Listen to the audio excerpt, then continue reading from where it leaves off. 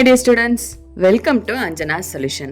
இன்னைக்கு நம்ம இந்த வீடியோல கிளாஸ் 10th NCERT ஓட சாப்டர் 1 ரியல் நம்பர்ஸ்ல எக்ஸசைஸ் 1.2ல ப்ராப்ளம் நம்பர் 2 பார்க்க போறோம். செகண்ட் क्वेश्चन பார்க்கலாம். செகண்ட் क्वेश्चन நமக்கு என்ன கொடுத்திருக்காங்கன்னா prove that 3 plus 2 root 5 னு ஒரு எக்ஸ்பிரஷன் கொடுத்திருக்காங்க. இந்த எக்ஸ்பிரஷனை irrationalனு சொல்லியிருக்காங்க. இதுல ரூட் 5ங்கிறது இர்ரேஷனல் அப்படின்னு நமக்கு தெரியும். ஏன்னா பிஃபோர் சம் ஃபர்ஸ்ட் சம் நம்ம என்ன பார்த்தோம்னா ரூட் 5 இஸ் இர்ரேஷனல்னு ப்ரூவ் பண்ணோம். அது எப்படி நம்ம ப்ரூவ் பண்ணியிருப்போம்னா ரூட் 5ங்கிறது இர்ரேஷனல்னு கொஸ்டின்ல கொடுத்துருவாங்க, அதுதான் ட்ரூ. ஆனா ட்ரூவான ஸ்டேட்மெண்ட்டை நான் ஆப்போசிட்டா ஃபால்ஸா எடுத்துக்கிறேன். இர்ரேஷனலுக்கு ஆப்போசிட் என்னது? ரேஷனல். ரூட் 5 ரேஷனல் நம்பர்னு எடுத்துட்டு ரேஷனல் நம்பரா எடுக்கும் போது நமக்கு அந்த ப்ரூஃப் வந்து தப்பா வரும். தப்பா வந்துட்டா ரேஷனல் நம்பர் இல்லைன்னா கண்டிப்பா நமக்கு என்ன நம்பரா இருக்க போகுது? இர்ரேஷனல் நம்பரா இருக்க போகுது. ஸோ இங்க ரூட் 5 வந்து எது கூட பிளஸ் ஆயிருக்கு? இன்டிஜர் கூட பிளஸ் ஆயிருக்கு. அப்போ இன்டிஜர்ஸ் கூட ரூட் 5 பிளஸ் ஆனா எனக்கு கண்டிப்பா இர்ரேஷனல் தான் கிடைக்கும். ஏன்னா ரூட் 5ங்கிறது இர்ரேஷனல் நமக்கு தெரியும். இதை நம்ம ப்ரூஃப் பண்ண போறோம். சேம் ஃபர்ஸ்ட் சம் மாதிரியே ப்ரூஃப் பண்ண போறோம். இங்க இர்ரேஷனல் இருக்கு. நம்ம ஆப்போசிட்டா என்ன அசியூம் பண்ண போறோம்? ரேஷனல் நம்பர்னு அசியூம் பண்ண போறோம். ரேஷனல் நம்பர்னு அசியூம் பண்ணி அது ராங்குன்னு ப்ரூவ் பண்ணிட்டு அது ராங்னா கண்டிப்பா ரேஷனல் நம்பர் இல்லைன்னா என்ன நம்பரா இருக்க போகுது? இர்ரேஷனல் நம்பரா இருக்க போகுது. இந்த மாதிரி நம்ம ராங்கா எடுத்து அது தப்புன்னு ப்ரூவ் பண்ணிட்டு இர்ரேஷனல்னு ப்ராப்ளமை நம்ம கொண்டு வரதுக்கு பேர் வந்து ப்ரூஃப் பை கான்ட்ரடிக்ஷன் அப்படிங்கிறது தான் நம்ம ஃபர்ஸ்ட் சம்ல பார்த்துருப்போம். சேம் மாடல் அதே தான் நம்ம இந்த செகண்ட் ப்ராப்ளம்லையும் பண்ண போறோம். ஸ்டார்ட் பண்ணலாம். சொல்யூஷன் எழுதிக்கலாம். சொல்யூஷன். ஓகே, கொஸ்டின்ல நமக்கு என்ன கொடுத்துருக்காங்க? 3 plus 2 root 5 is irrationalனு ப்ரூவ் பண்ணணும். நம்ம இங்க என்ன அசியூம் பண்ண போறோம்? Let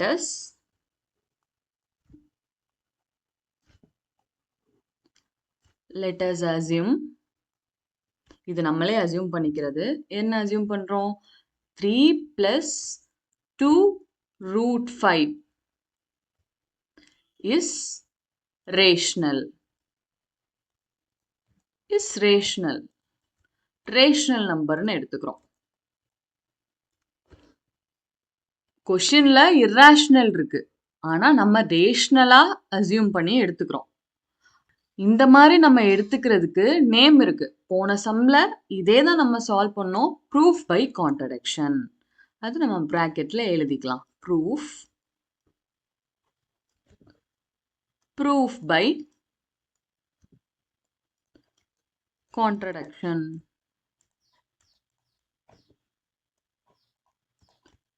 contradiction. ஏன் நம்ம ப்ரூஃப் பை கான்ட்ரடிக்ஷன் யூஸ் பண்றோம்னா இந்த எக்ஸ்பிரஷன் இர்ரேஷனல்னு மட்டும் கொடுத்துட்டாங்க. எதுவுமே ஹிண்ட் இது அப்ளை பண்ணி சால்வ் பண்ற மாதிரி நமக்கு எந்த ஹிண்ட்டுமே இல்லை. அதனால ப்ரூஃப் பை கான்ட்ரடிக்ஷன்ல இந்த எக்ஸ்பிரஷனை ஆப்போசிட்டா ரேஷனல் நம்பரா எடுத்து ரேஷனல் நம்பரா இது வராது. இந்த எக்ஸ்பிரஷன் கண்டிப்பா ரேஷனல் நம்பரா வராது. ஏன்னா ரேஷனல் நம்பருக்கு சில ரூல்ஸ் இருக்கு. இப்படி இருந்தாதான் ரேஷனல் நம்பர் அப்படிங்கிறது அதுதான் நம்ம செக் பண்ண போறோம். அதோட ரூல்ஸ் எல்லாம் அப்ளை பண்ணும்போது இந்த எக்ஸ்பிரஷன் வந்து ரேஷனல் நம்பர் இல்லைன்னு வந்துடும். அப்ப ரேஷனல் நம்பர் இல்லைன்னா நம்ம ஆப்போசிட்டா இந்த எக்ஸ்பிரஷன் என்ன இருக்க போகுது? இர்ரேஷனல் நம்பர் தான் இருக்க போகுது. இர்ரேஷனல் நம்பர்னா என்னது? டெசிமல் நம்பர் எனக்கு நான் டெர்மினேட் ஆகாம போய்கிட்டே இருக்கணும். டெசிமல் பாயிண்ட்ஸ் அதுதான் நம்ம இர்ரேஷனல்னு சொல்லுவோம். ரூட் 5ஓட வேல்யூ வந்து எனக்கு கண்டிப்பா டெசிமல்ல தான் வரும். பாயிண்ட் வந்து எனக்கு எண்ட் ஆகாம போய்கிட்டே தான் இருக்கும். நான் டெர்மினேட்டிங்னா எனக்கு வரும். ஸோ ரூட் 5ங்கிறது இர்ரேஷனல்னு தெரியும். ஆனால் அது கூட 3 plus 2ங்கிறது நம்பர் வந்திருக்கு. இன்டிஜர்னு ஒரு நம்பர் கூட சேர்த்தா இதுவும் இர்ரேஷனலாக தான் இருக்க போது. அதை நம்ம ப்ரூஃப் பண்ணுறோம். எப்படி ப்ரூஃப் பண்ணுறோம்? ப்ரூஃப் பை கான்ட்ரடிக்ஷனில் ப்ரூஃப் பண்ணுறோம். அதில் first let us assume 3 plus 2 root 5 அங்கே இர்ரேஷனல்னு கொஸ்டினில் கொடுத்துருக்காங்க, நம்ம ரேஷனல்னு எடுத்துக்கிறோம். எடுத்துட்டு ரேஷனல் நம்பரோட டெஃபினிஷன் என்னது? அது என்ன ஃபார்ம்ல இருக்கும்? ரேஷனல் நம்பர் p/q ஃபார்ம்ல இருக்கும். p is a integer, q is a integer. இங்க நம்ம a bன்னு எடுத்திருப்போம். பிஃபோர் சம்லயே நம்ம எடுத்திருப்போம். இஸ் ரேஷனல் நம்பர்னு சொல்லிட்டாங்க. ஸோ இந்த எக்ஸ்பிரஷன் அப்படியே எழுதலாம். 3 plus 2 root 5 இஸ்ங்கிறது வந்திருக்கு. ஸோ ஈக்குவல் டு போட்டுக்கலாம். ஈக்குவல் டு ரேஷனல் நம்பர்னா என்ன ஃபார்ம்ல இருக்கணும்? That is a by b form. ஏங்கிறது என்னது? பிராக்கெட்ல எழுதிக்கலாம். ஏ பி. ஏ பியுமே என்னன்னு சொல்லுவோம்? இன்டிஜர்ஸ். இன்டிஜர்ஸ்னா என்னது? Positive value, negative value including 0. But B வந்து டினாமினேட்டரில் 0 வந்துச்சுன்னா எனக்கு ஆன்சர் கண்டுபிடிக்க முடியாது, இன்ஃபினிட்டின்னு வரும். ஸோ பி வந்து எனக்கு என்ன வரக்கூடாது? பி மட்டும் எனக்கு என்ன வந்துடக்கூடாது? 0 வந்துடக்கூடாது. ஸோ பியை வந்து நாட் ஈக்குவல் டு 0ன்னு சொல்லியிருக்கேன். அடுத்து இன்னொன்றுமே நம்ம எழுதியிருப்போம். பிஃபோர் சம்மில் என்ன எழுதியிருப்போம்? ஏ கமா பி எனக்கு என்னவா இருக்கணும்? கோப்ரைம். கோப்ரைம்னா என்னது? போன வீடியோலயே நம்ம பார்த்தோம். கோப்ரைம்னா ஏயோட வேல்யூ பியோட வேல்யூ சேம் டேபிளில் கேன்சல் பண்ணுற மாதிரி எனக்கு இருக்கக்கூடாது. மேலே 2, 6 இருக்கக்கூடாது. ஏன்னா 2, 6 வந்து இப்போ பார்க்கலாம். 2/6 அப்படின்னா 2 டேபிளில் எனக்கு என்ன வரும்? 2 வரும், 6 வரும். அப்போ நான் கேன்சல் பண்ணலாம். ரைட்? கேன்சல் பண்ணால் 1, இங்கே 3, 1/3ன்னு வரும். ஸோ எனக்கு கோப்ரைம்னா எனக்கு சேம் டேபிளில் கேன்சல் பண்ணாத மாதிரி இந்த 1/3 டைரெக்டாக இருந்ததா?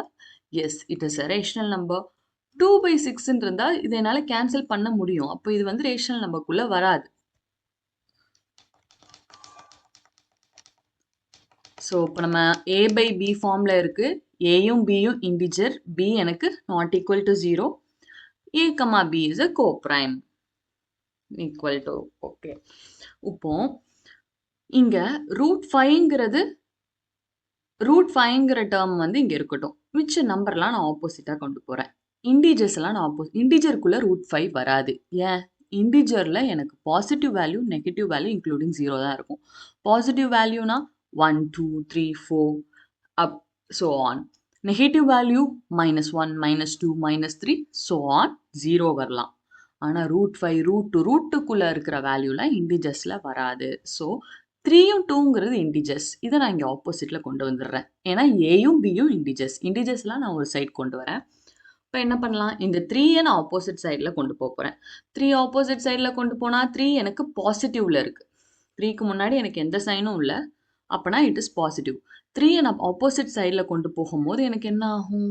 மைனஸ் ஆகிடும். ஸோ 3யை நான் நெக்ஸ்ட் ஸ்டெப்பில் ஆப்போசிட்டில் கொண்டு போயிட்டா இங்கே 3 இருக்காது. மிச்சம் என்னது மட்டும் இருக்கும்? 2√5 மட்டும் இருக்கும். ஏ பை பி. 3 வந்து எனக்கு ஆப்போசிட்டில் போகும்போது இங்கே ப்ளஸ்ஸாக இருக்குது. ஆப்போசிட்டில் போகும்போது -3 அப்படின்னு போயிடும். இப்போ இங்கே என்ன பண்ணலாம்? இங்கே நம்ம கிராஸ் மல்டிப்ளை பண்ணிக்கலாம். கிராஸ் மல்டிப்ளை பண்ணால் 2√5 A -3B by B. Okay, இப்போ இன்டிஜரை நான் கொண்டு வந்துட்டேன். ஆனால் இங்கே 2ங்கிறதும் என்னது? எனக்கு இன்டிஜர் தான். நெக்ஸ்ட் ஸ்டெப்பில் நான் என்ன பண்ண போகிறேன்? இந்த 2வை நான் ஆப்போசிட் சைடில் கொண்டு வர போகிறேன். நெக்ஸ்ட் பேஜில் எழுதிக்கலாம். ஸோ என்ன ஸ்டெப் இருந்தது நமக்கு? 2√5 equal to A -3B divided by B. இந்த ஸ்டெப் தான் நமக்கு இருந்தது. இப்போ 2ங்கிற நம்பரை நான் ஆப்போசிட்டில் கொண்டு போகிறேன். ஏன்னா 2வும் எனக்கு இன்டிஜர் தான். 5வை நான் கொண்டு போக முடியாது. 5 இஸ் எனக்கு இன்டிஜரில் வராது. ஸோ 2வை நான் ஆப்போசிட்டில் கொண்டு போனால் 2வும் 5வும் எனக்கு பக்கத்தில் இருக்குது. So multiplication. ஸோ மல்டிபிகேஷனுக்கு ஆப்போசிட் என்னது? டிவிஷன். அப்போ 2 வந்து டிவைடு நியூமரேட்டரில் போக டினாமினேட்டரில் போயிடும். அப்போ √5 equal to A -3B. 2 எனக்கு எங்கே வந்துடும்? இங்கே B பக்கத்தில் வந்துடும். 2வையும் Bயையும் மல்டிப்ளை பண்ணால் எனக்கு என்ன வரும்? 2B. ஸோ இப்போ நான் என்ன பண்ணியிருக்கேன்? இன்டிஜர்ஸ்லாம் ஒரு சைட் கொண்டு வந்திருக்கேன். இன்டிஜர்ஸ் இல்லை. √5ங்கிறது இன்டிஜர்ஸ் இல்லை. ஸோ √5 நம்ம அங்கேயே வச்சுருக்கலாம்.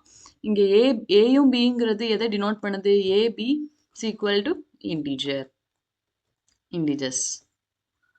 இன்டிஜர்ஸ். பி வந்து என்னவா இருக்கக்கூடாது? 0வா இருக்கக்கூடாது.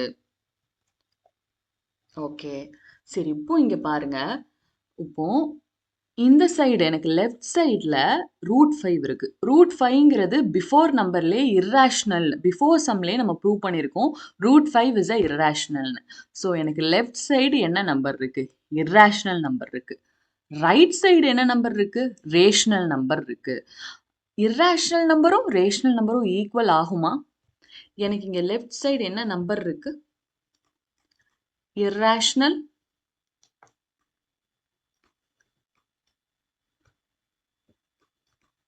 irrational.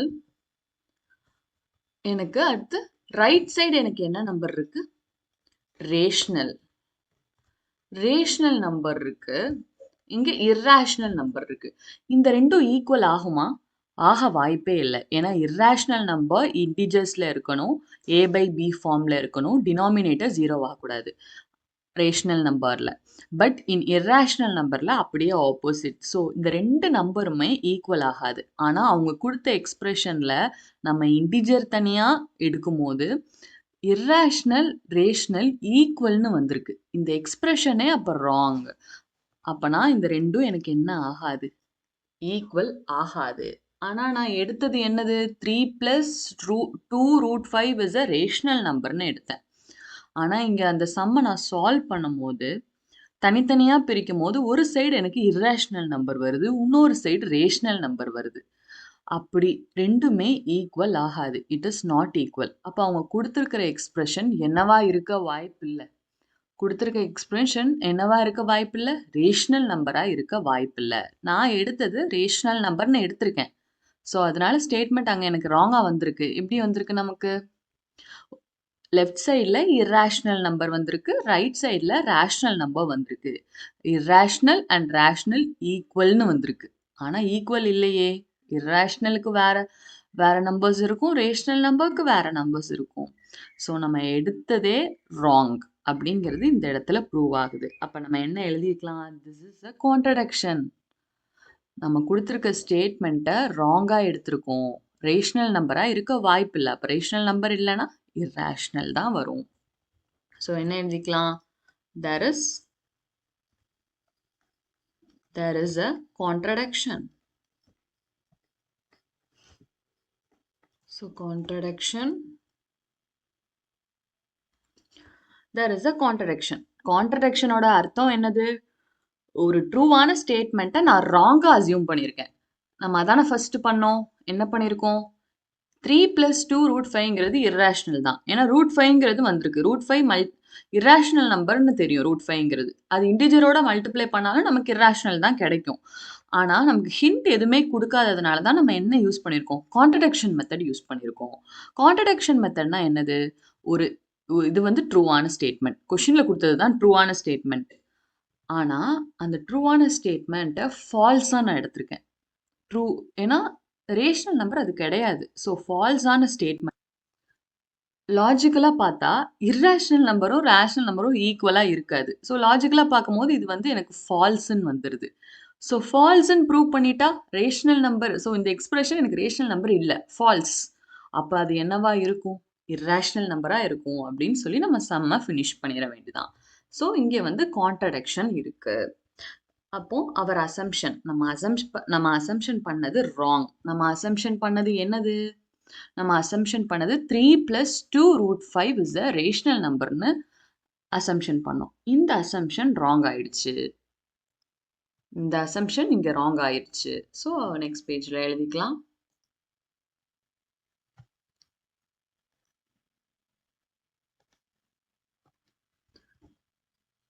Hence, our assumption is incorrect. நம்ம எடுத்த அசம்ஷன் வந்து இன்கரெக்ட் அப்படின்னு ப்ரூவ் பண்ணிட்டோம். ஸோ நம்ம என்ன எடுத்தோம்? 3 + 2√5 இஸ் ரேஷனல் எடுத்தோம். Is not rational number. Not rational number. Rational நம்பரா இல்லைனா என்ன நம்பரா இருக்கும்? Irrational number. 3 + 2√5 is irrational number. irrational number. So நம்ம கொஷின்லேயே என்ன ப்ரூவ் பண்ணணும்? இந்த எக்ஸ்பிரஷனை irrationalனு ப்ரூவ் பண்ணணும். ஸோ ப்ரூவ் பண்ணியாச்சு நம்ம. ஹென்ஸ்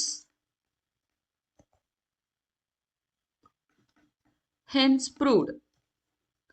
கான்ட்ரடக்ஷன் மெத்தட் படி யூஸ் பண்ணியிருக்கோம். கான்ட்ரடக்ஷன்னா ஃபஸ்ட்டு ஃபால்ஸாக ஒரு ஸ்டேட்மெண்ட்டை எடுத்துக்கிட்டோம். இந்த எக்ஸ்பிரஷன் வந்து ரேஷனல் நம்பர்னு எடுத்துட்டு ரேஷனல் நம்பர் டெஃபினிஷன் அப்ளை பண்ணும்போது இந்த நம்பர் ரேஷனல் நம்பர் இல்லைன்னு வந்துருச்சு. ரேஷனல் நம்பர் இல்லைன்னா it is irrational number. So நமக்கு செகண்ட் ப்ராப்ளம் இந்த எக்ஸ்பிரஷனை இர்ரேஷனல்னு ப்ரூவ் பண்ணால் போதும். ப்ரூஃப் பை கான்ட்ரடிக்ஷன் மெத்தடில் நம்ம ப்ரூவ் பண்ணியிருக்கோம். நெக்ஸ்ட் வீடியோவில் எக்ஸசைஸ் 1.2ல தேர்ட் சம் பார்க்கலாம். Thank you all.